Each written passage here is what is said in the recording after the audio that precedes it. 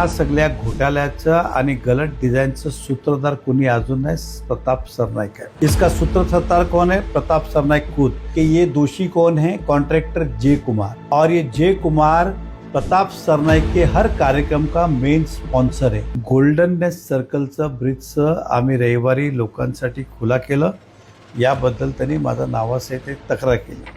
मी ह्या शहराच्या जनतेला सांगू इच्छितो, हिंदी में कहावत है कि चोर की दाढ़ी में तिनका।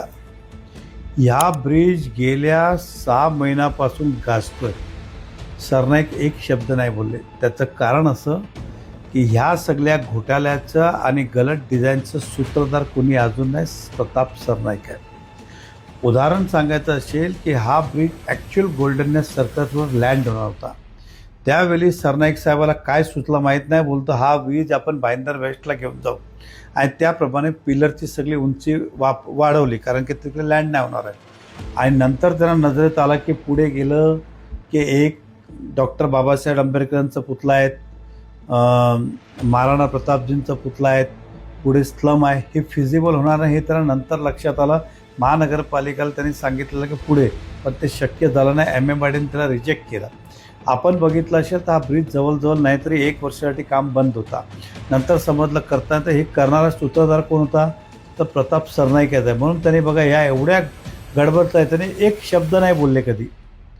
आणि त्यानंतर महाराष्ट्र सरकारमध्ये मी विधानसभा सदस्य असल्याने अधिवेशनाचा प्रश्न उपस्थित केलं, या डिझाईन केलं कोणी, ह्याचं मागचं सूत्रधार कोण, याची कन्स्ट्रक्शन कॉस्ट वाढली त्याला जबाबदार कोण, या कन्स्ट्रक्शन कॉस्टला मान्यता कोणी दिली, ह्या सगळं घोटाळा गडबड झाला आहे। म्हणून ह्याची इन्क्वायरी झाली पाहिजे।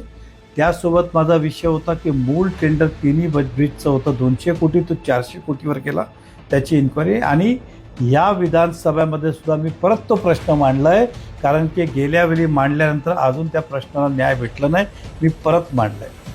हा झाला एक बार। आता ब्रिज का सुरू झालं, तर माननीय मुख्यमंत्री मंगळवारी मीरा भाईंदरला आले होते। मी साहेबांना सांगितलं की सर हा ब्रिज रेडी आहे, आपण याला उद्घाटनाला वेळ देणार का?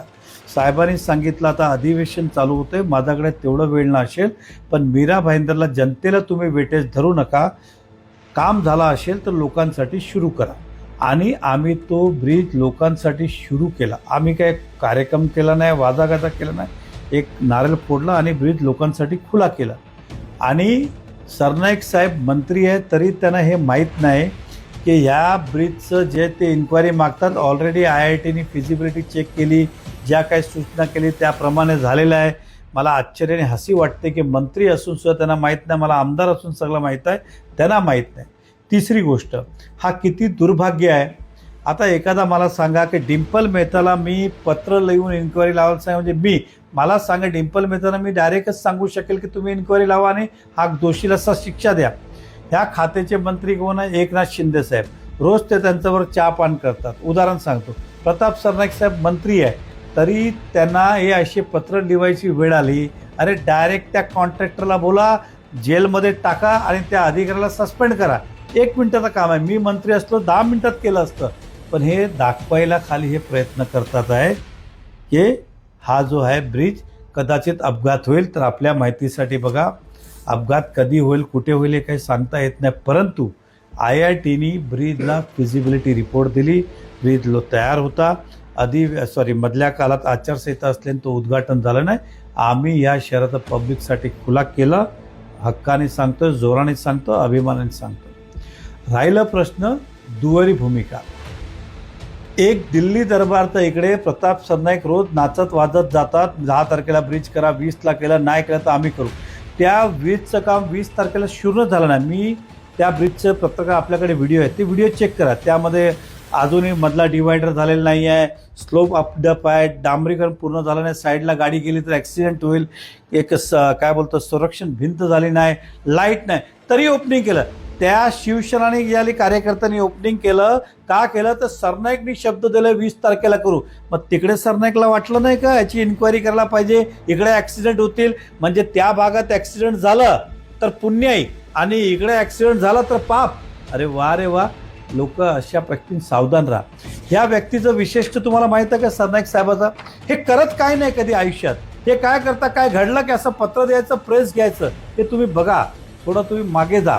एकदा काशी गावात त्याला बोलवलं की मेट्रोची काय परिस्थिती आहे, तरी केलं काय नाही. ही जागा 7-11ची उदाहरण सांगतो.